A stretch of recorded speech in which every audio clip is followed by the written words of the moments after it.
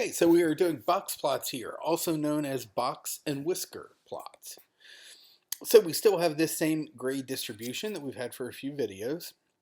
We have our 5-number summary. We calculated this earlier.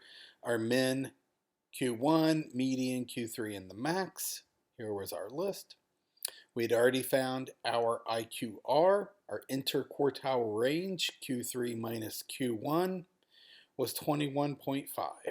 Remember, that was the width of this middle 50% here, from Q3, Q1 up to Q3. Now we're going to, for now, define outliers as any data point that's too far away from this middle group.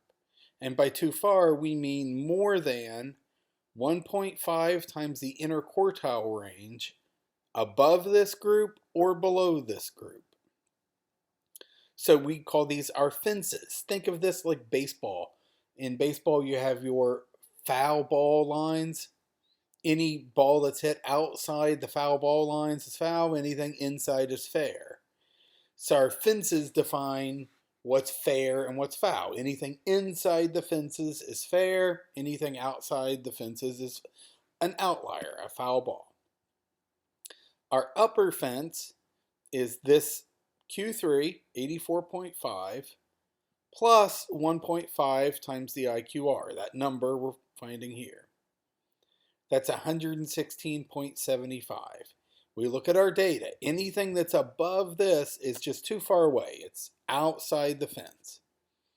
Well, we don't have any data. Nobody scored on this test more than 98. Nobody scored near 116.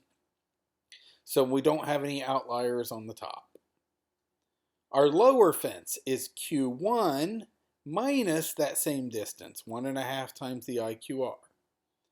We get 30.75. Do this calculation on your own. Check it.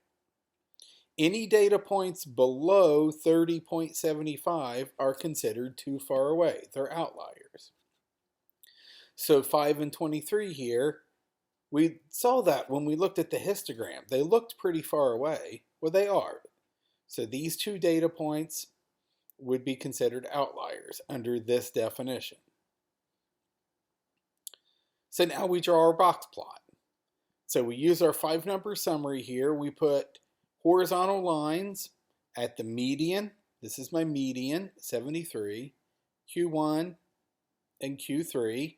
That's the box in the box and whisker. So we draw this box around this middle group, Q1, Q2, and Q3. Then we draw in our whiskers. We go as high as we can without crossing over the fence. It's like Price is Right. You go as close as you can without going over. So my fence was at 116. I want to go to my highest data point that doesn't cross over 116. Well, that would be the max, 98. So I put the whisker up at 98. Then I played the same game on the bottom. I want to draw this whisker down as far as I can without crossing over this fence. I don't want to go past 30. What happened there? I want to go as low as I can without crossing over 30. So I look at my data points. How low can I go without going below 30.75? Remember, these two were outliers. They're past the fences. The next guy I had was 42. So I draw the whisker all the way down to 42. And here's my box and whisker plot right there. Now, if I were to just publish that, if I were publishing a paper and I published this, then I'm lying to my readers. I can't just ignore the 5 and 23 and pretend they didn't exist.